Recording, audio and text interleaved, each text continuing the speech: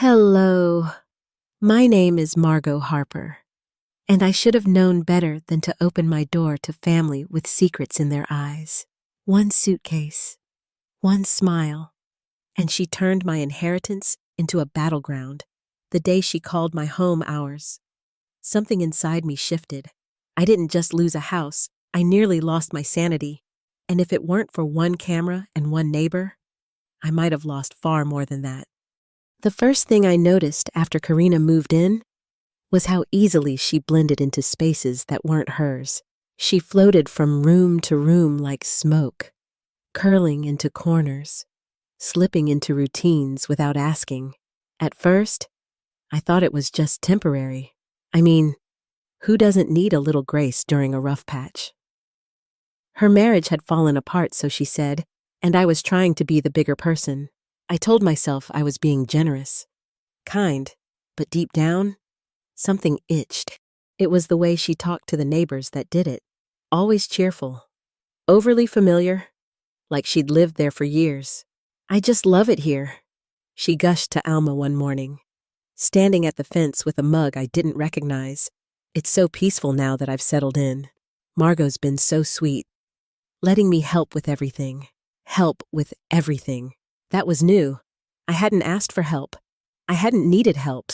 Alma looked over at me as I stepped onto the porch, and there was something in her eyes, some flicker of concern. She waved, but it was more reserved than usual. I made a mental note of it and tried not to overthink things, but I should have listened to that feeling in my gut. By the third week, Karina had moved my belongings into the linen closet to make more space.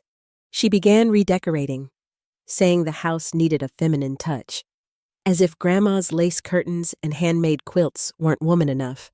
I came home one day to find the kitchen repainted in a shade of blush I hadn't approved. She called it rose clay and said it was trending. I wanted to scream. Instead, I nodded and said, "Nice," because that's what I'd always done. Be nice. Be agreeable. Don't make waves. Then she began planting stories. Little comments dropped like crumbs. "Margot's been so forgetful lately," she'd say while laughing with Dale at the diner. "I think she's under a lot of stress." Or, "She leaves the stove on sometimes. I've been keeping an eye on things." I overheard one of the ladies from the church whisper to another in the grocery aisle. "Poor thing. Must be early menopause or something." I wasn't losing my memory. I was losing my grip on control, on trust, on reality. So when I went to check the drawer where Grandma's original handwritten will had always been kept, I wasn't just curious, I was terrified. And when I found it empty, I couldn't breathe. Karina was in the garden when I stormed outside. She was pruning roses that weren't hers. I asked her, plainly, if she'd seen the envelope, the one with Grandma's will. Her eyes didn't flicker, not even once. "Oh," she said, wiping dirt off her gloves. "You mean that old paper in the drawer I put it somewhere safe? You really shouldn't leave things like that lying around." Where I asked, my voice already shaking, "In the little strongbox I keep in the guest room." She said breezily, "Don't worry. I labeled everything. Guest room, strongbox, labeled." She was speaking like a woman who had taken over. I didn't say thank you. I didn't follow her inside. I stood there, right in the yard where my grandmother used to hang laundry, and felt the weight of something ancient and heavy settle into my bones. I wasn't safe, not in my own home, and not with her. That night, I called Dale, told him I just needed a friend. We sat on the porch drinking sweet tea like we used to back in high school. He asked if everything was all right. I lied, said I was tired from the move. He watched Karina through the window and said she seemed a little intense. I smiled without answering. Later, I knocked on Alma's door. I didn't have to say much. She already knew something wasn't right. That's when she told me she'd installed a small outdoor camera on the fence facing my back door after seeing Karina digging around my tool shed in the middle of the night. She didn't want to alarm me. She just wanted to keep me safe. I nearly cried right there on her porch. The next morning, I went to the guest room while Karina was out. The strongbox was locked, but the key was taped underneath. Inside were documents, some mine, some not. Grandma's will was there, still sealed, but also a printed copy of a new draft, one that left everything to both granddaughters equally. I held the forgery in one hand, the original in the other, and for the first time since she arrived, I didn't feel afraid. I felt ready. Karina came back that afternoon, humming to herself, carrying grocery bags filled with things I hadn't asked for. Organic this, imported that, little luxuries she never used but loved to show off. She dropped them on the counter like she owned the place, then gave me that familiar, syrupy smile. "I picked up some cheese for that salad you like," she said, pulling out a wedge wrapped in gold foil. "Figured we could have dinner with the realtor this weekend. You know, just to see what the house is worth." My hand tightened around the edge of the kitchen sink. "I'm not selling the house," I said calmly. Her smile faltered, just a flicker. But I caught it. "Oh, of course not," she said, waving a manicured hand. "I didn't mean now. I just think it's smart to know the numbers, especially when we're both investing time here. That word again. I didn't argue. I just walked away. The house echoed with silence behind me. I went to the back room, pulled out Grandma's original will again, and held it like armor. It was still intact, still mine. But Karina's fake copy, cleverly typed, notarized with a forged signature, was tucked into a separate folder with a sticky note that read, "Contingency. Do not use unless necessary. Necessary for what?" Later that week, she hosted a brunch without asking me. I came home from town to see my living room full of people, women in sundresses sipping mimosas, complimenting the decor, my decor. Karina saw me walk in and rushed over with a flute of champagne, holding it out like an olive branch. Surprise! Just a few friends I met at the yoga studio, the same yoga studio I'd been going to for years. The women looked at me strangely when I didn't smile back. One of them whispered to another, "She's the one who inherited the place, right? Karina said she's just helping out until she moves to Florida." To Florida, I went upstairs, locked my door, and screamed into a pillow. I started noticing things going missing, small things at first. My grandmother's ceramic angel figurine from the mantel, a few framed photographs, old letters I'd left on my nightstand. When I confronted Karina, she played dumb. "Maybe you misplaced them. You've seemed so tired lately." That was her new favorite angle, painting me as unstable. She even brought it up with Dale. He stopped by one evening to drop off a folding chair I'd loaned him. He lingered on the porch, watching me carefully. "Everything okay here?" "Margot?" he asked. I nodded. "Why wouldn't it be?" He hesitated. "Karina mentioned you've been under a lot of stress." That was it. The line. The shift. I let out a breath and told him the truth. About the will. About the brunch. About the forged documents and the neighbors whispering behind their teacups. I told him I didn't feel like myself anymore. And maybe that was the point. Maybe she wanted me to feel like I didn't belong, like the house wasn't mine at all. To his credit, Dale didn't laugh. He didn't look skeptical. He just said, "You've always been sharp. Margot, if something feels wrong, it probably is." Alma, too, had been watching. She came by that night with a pie and a flash drive. "You'll want to see this," she said, sliding it across my table like a weapon. I plugged it into my laptop and watched. The video played from the small camera she'd installed on her fence, motion activated, time-stamped, crystal clear. There was Karina, 1 in the morning, wearing a bathrobe and gloves, digging through my gardening shed, carrying papers, carrying my strongbox. Then a clip from 2 nights later, her sitting at the kitchen table with a man I didn't recognize, short, balding, nervous. She handed him the forged will. He stamped it, signed something, and left, notarized, fraudulently. I leaned back in my chair, heart pounding. That was it. That was everything. But what broke me, what really cracked something open, was the final clip. Karina alone in the guest room, standing in front of the mirror, talking to herself, They always think I'm weak, she whispered. But I know how to take what I deserve. She smiled at her reflection, and I finally saw what I hadn't wanted to believe. This wasn't a cousin in crisis. This was a con artist in designer shoes, and she'd been preparing her role for years. I closed the laptop, hands trembling. The next move would be mine. Phew. The next morning, Karina acted like nothing was wrong.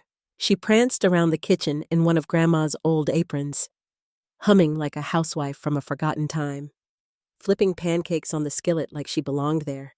She even called me sis as she slid a plate in front of me. All butter and sugar and performance. I looked down at the food, then up at her, and said nothing.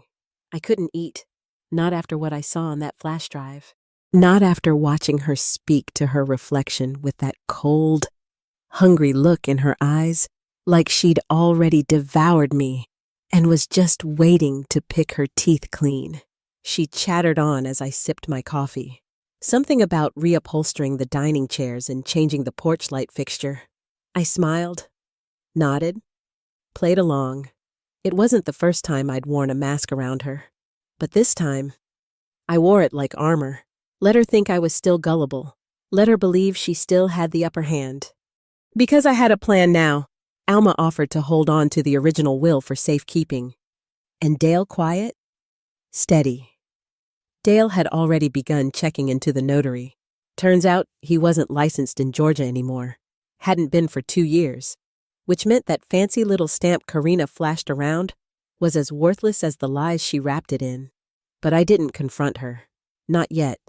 Instead, I waited for the day she decided to go too far. It came faster than I expected. Karina announced one evening over a dinner she didn't cook. Served on dishes she didn't buy that she was throwing a garden party for the neighbors. A celebration of community. She said, eyes gleaming, I thought we could honor Grandma's legacy. Maybe show off the house a little. Show it off. I nearly choked on my tea. But she wasn't asking. She was informing me. And by the next morning, invitations had already been sent, digital ones, designed with florals and gold trim. Signed, with love, from Karina and Margot Harper. She hadn't asked for permission. Again, the day of the party. I stayed upstairs most of the afternoon, listening to the laughter outside. My name floated around in conversations I never joined. I could hear people asking about the renovation plans, the furniture, the paint colors. And Karina, sweet as molasses, claiming she and I had worked so hard together to make this place beautiful. When I came down around dusk, the guests were spread out across the lawn like petals. Lights twinkled in the trees, and jazz played through hidden speakers. It looked like something out of a Southern Living magazine. And there she was, in a pale yellow sundress, toasting with sparkling cider and calling this house her safe place, her future. I walked over to Dale, who stood near the fence with a beer in hand, watching her like someone watching a fire burn, just a little too close.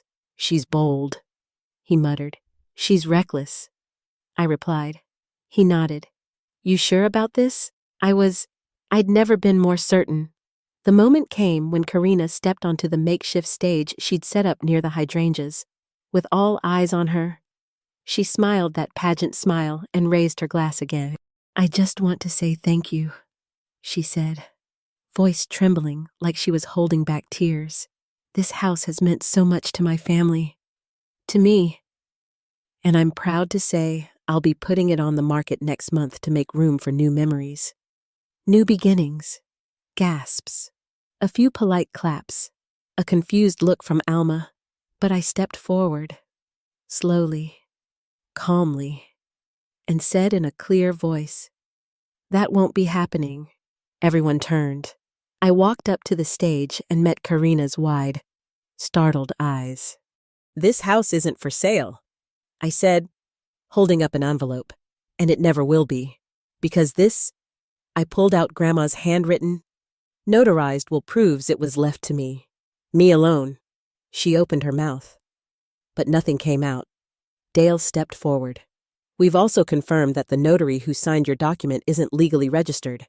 What you have is a forgery. A crime. Silence spread like spilled wine. Karina's hands began to shake. Her smile cracked. She turned toward the crowd, trying to conjure tears. But no one moved. No one comforted her.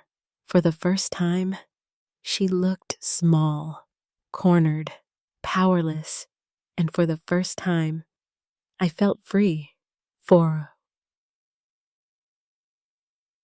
Karina didn't speak for a full 5 seconds after I finished. That might not sound like much, but when you've been on the receiving end of her constant spinning, those 5 seconds were louder than any scream. She stood frozen on the little wooden platform, hand still raised in the air like she could toast her way out of the truth.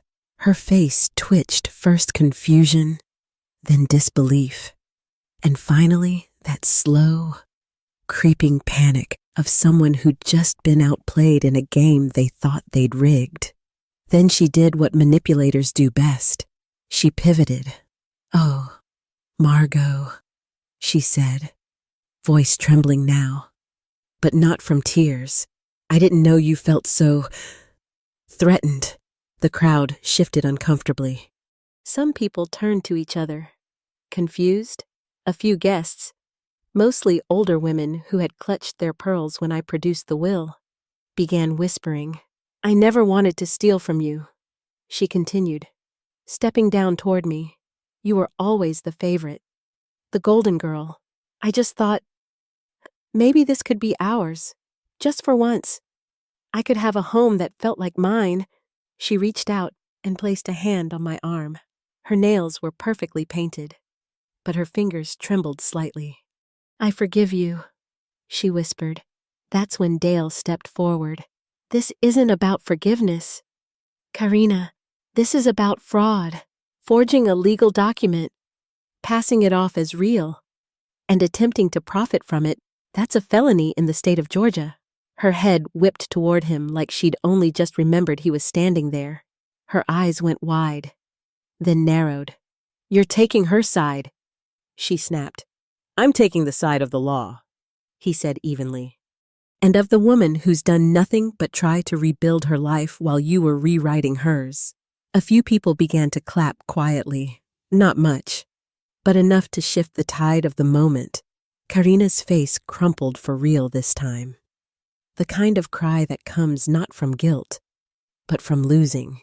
She turned back to the crowd and shook her head. "This is all a misunderstanding," she pleaded. "She's not well. She's been unstable since the divorce. She leaves the stove on. She forgets things." "Ask anyone I have security footage," Alma called out from the back. Her voice was calm and clear. "We've all seen it. The final nail." Karina's knees buckled, and she dropped onto the stage steps. Dale pulled out his phone to call it in, but I raised a hand. "Wait," I said, surprising even myself. "Let her leave. Tonight. Alone. With nothing." He looked at me long and hard, then nodded. "You sure I don't want her name on a single piece of paper in this house?" "I don't want her sitting in a police car making herself the victim. Let her walk out and know it's over."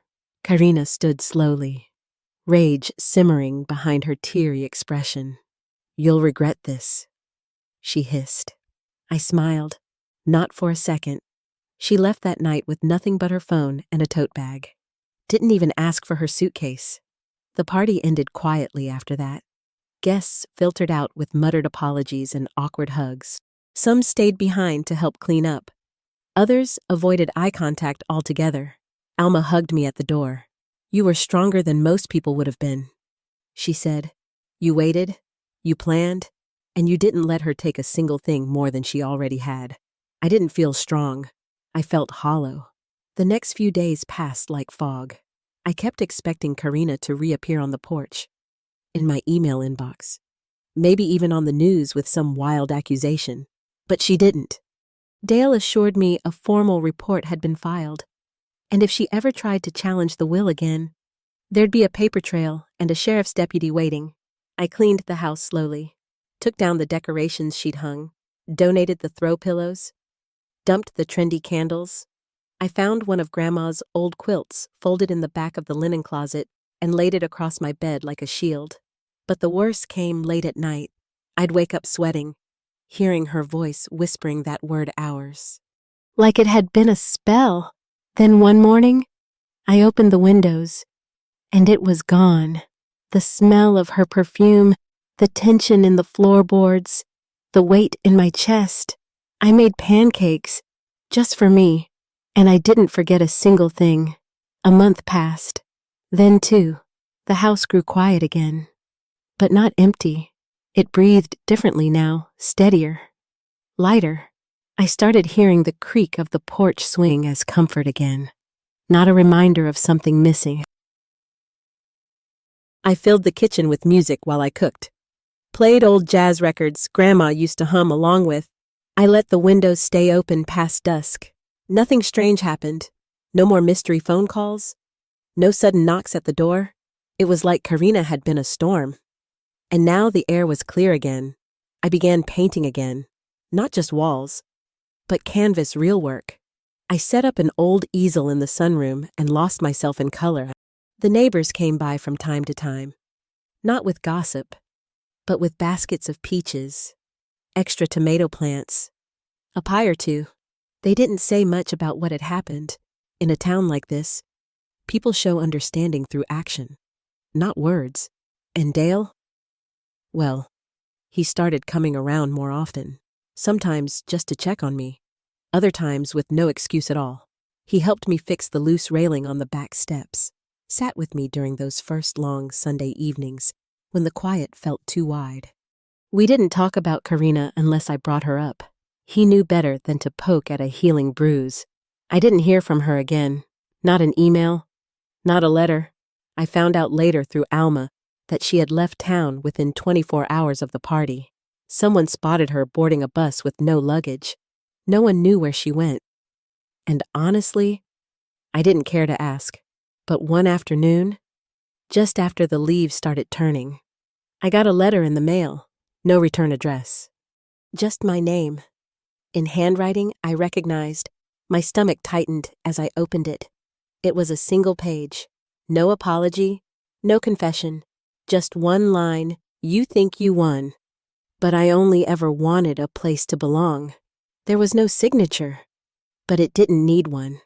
I sat with that note for a long time, the wind pushing through the curtains beside me. For a second, I felt something, not guilt, but sorrow. Not for her, for me, for the version of myself who spent years hoping that blood meant loyalty. That family would protect you simply because they were family.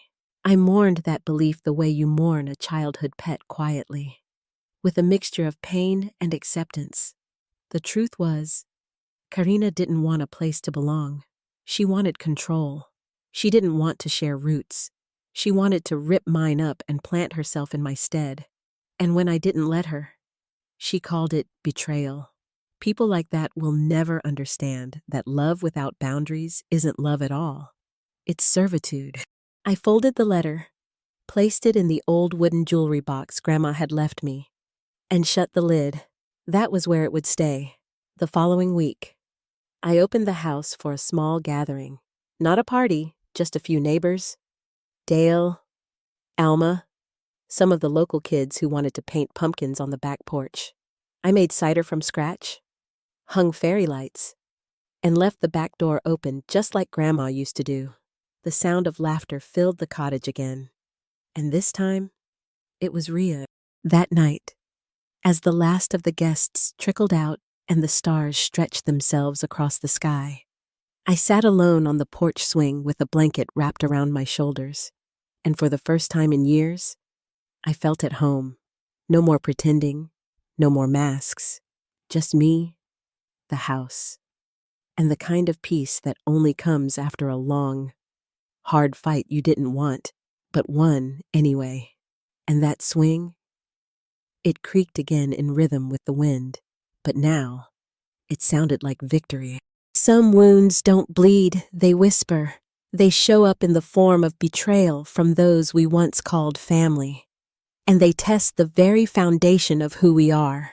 Margot's story isn't just about a house, it's about reclaiming space, memory, and identity after someone tries to rewrite your life in ink that isn't theirs to use.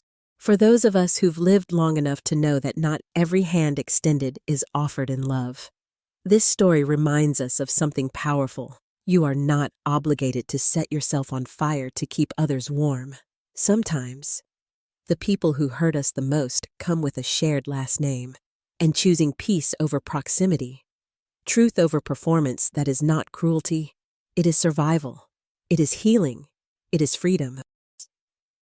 If this story resonated with you, if you've ever had to stand your ground against someone who thought your kindness was a weakness, we invite you to share your thoughts in the comments.